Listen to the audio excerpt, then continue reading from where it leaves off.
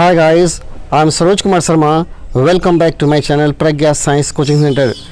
Guys, आज हम लोग क्लास 9th केमिस्ट्री की प्रथम चैप्टर के जितने भी शॉर्ट क्वेश्चन है, वेरी शॉर्ट क्वेश्चन है, उन सारे क्वेश्चन को इस वीडियो में हम लोग डील करेंगे. मैंने सारे क्वेश्चन के आंसर को टाइप कर दिया है और एक एक करके मैं उसको डील कर रहा हूँ. आप उसको देखते जाइए और अपने नोटबुक में लिखते जाइए. तो चलिए हम लोग 9th क्लास के केमिस्ट्री के क्लास को शुरू करते हैं.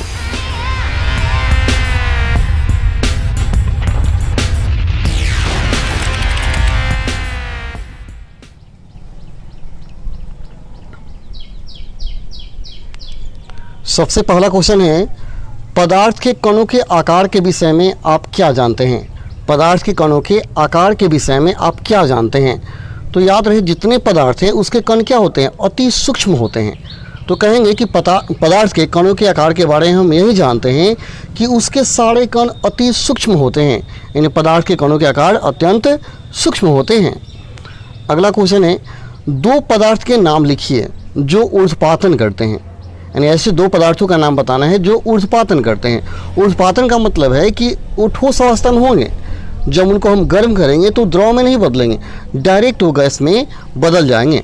तो वैसे दो पदार्थ का नाम आपको बताना है जो ऊर्ध्वपातन करते हैं. तो ये दो पदार्थ हो गए अमोनियम क्लोराइड और कपूर, जिनको गर्म करने पर ये डायरेक्ट गैस में बदल जाते हैं. अगला क्वेश्चन है, दो गैस के नाम बताइए जिन्हें घरों तथा अस्पतालों में संपीड़ित रूप में आपूर्ति की जाती है. दो गैसों का नाम बताइए जिन्हें घरों तथा अस्पतालों में संपीड़ित रूप में आपूर्ति की जाती है. तो दो गैस क्या हैं, एलपीजी गैस है और ऑक्सीजन गैस है. ऑक्सीजन देखिए अस्पताल में क्या होता है, पेशेंट को लगाने के लिए उपयोग किया जाता है, संपीड़ित रूप में ही होता है. और दूसरा एलपीजी गैस है जो हमारे घरों में सिलेंडर में भरा रहता है जिससे हम लोग खाना पकाते हैं. ये दोनों गैस एलपीजी और ऑक्सीजन गैस हैं. अगला है, केल्विन पैमाने पर जल का क्वथनांक तथा हिमांक लिखिए. केल्विन पैमाने पर जल का क्वथनांक तथा हिमांक लिखिए. तो याद रहे, केल्विन पैमाने पर जल का क्वथनांक 373 केल्विन होता है और हिमांक 273 केल्विन होता है. यानी आप थोड़ा सा हिमांक और क्वथनांक को समझ लेंगे. क्वथनांक का मतलब है कि जिस तापक्रम पर कोई जल लिक्विड उबलना शुरू करता है उस टेम्परेचर को उसका क्वथनांक कहा जाता है. और हिमांक का मतलब है जिस तापक्रम पर कोई द्रव पदार्थ जमना शुरू करता है, हिम बर्फ में बदलना शुरू करता है, उसे उसका हिमांक कहा जाता है. तो यहाँ हिमांक 273 हो गया और क्वथनांक 373 केल्विन हो गया. अगला क्वेश्चन है, निम्न से कौन से पदार्थ का निश्चित आयतन है लेकिन निश्चित आकार नहीं. आपको बताना है कौन से पदार्थ है जिसका आयतन तो निश्चित है लेकिन आकार निश्चित नहीं है. तो आप बहुत पहले पढ़े होंगे कि पदार्थ 3 अवस्था में होता है, ठोस, द्रव और गैस, जिसमें ठोस का आयतन आकार दोनों निश्चित है, गैस का ना तो आयतन निश्चित है और ना ही आकार निश्चित है. जबकि द्रव का आयतन निश्चित है लेकिन आकार निश्चित नहीं है. तो आपका आंसर होगा जल, द्रव, लिक्विड, जिसका आयतन तो निश्चित है लेकिन आकार निश्चित नहीं है. यानी द्रव को जिस आकार के बर्तन में रखेंगे यह उसी आकार में ढल जाता है.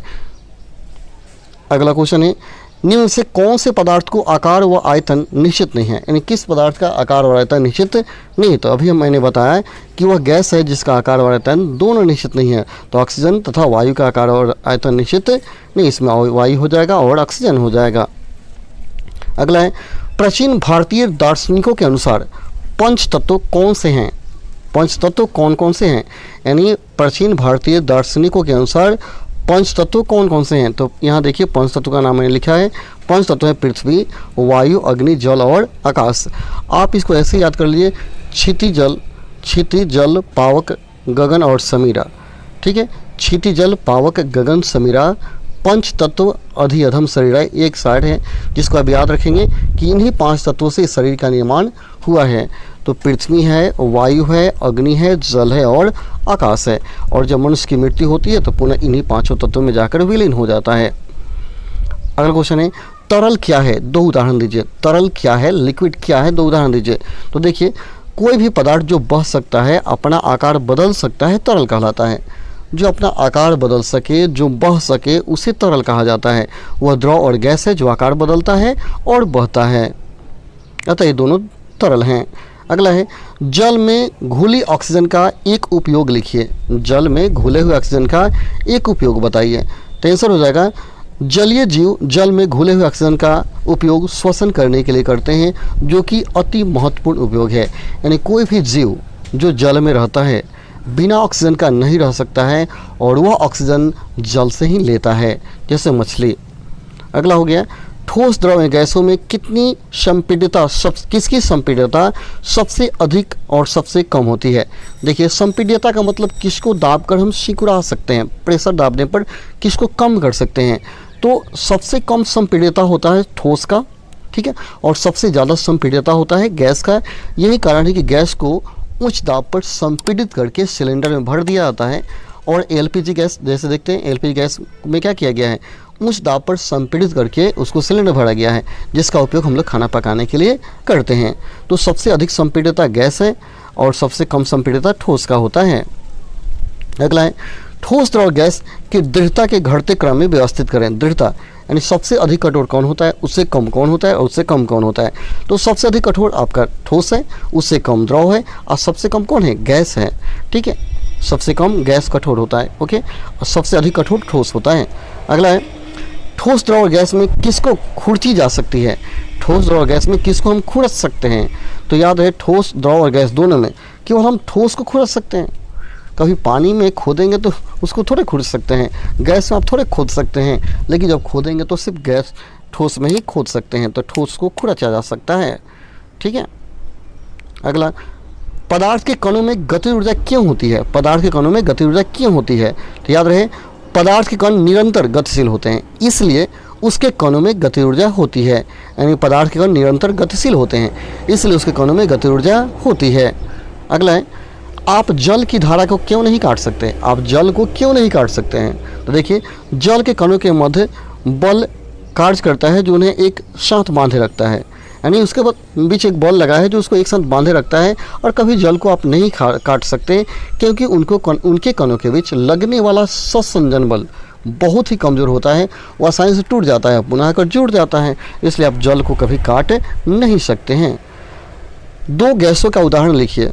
तो गैस तो बहुत सारे हैं, जैसे oxygen gas, hydrogen gas, nitrogen gas, carbon dioxide, बहुत सारे गैस का आप उदाहरण दे सकते हैं। तो दो गैस का मैंने उदाहरण दिया है, आप बहुत सारे उदाहरण दे सकते हैं। ठीक है, यहाँ आपके चैप्टर का प्रथम चैप्टर का सभी लघुत्तर प्रश्न खत्म हो जाते हैं। फिर इसके जो और सारे क्वेश्चन हैं मैं अगले वीडियो में आपको बताऊंगा। यदि आपको ये वीडियो अच्छा लगा हो तो चैनल को जरूर सब्सक्राइब करें और इस वीडियो को लाइक करें तथा अपने दोस्तों तक शेयर करें। तब तक के लिए धन्यवाद। जय हिंद, जय भारत।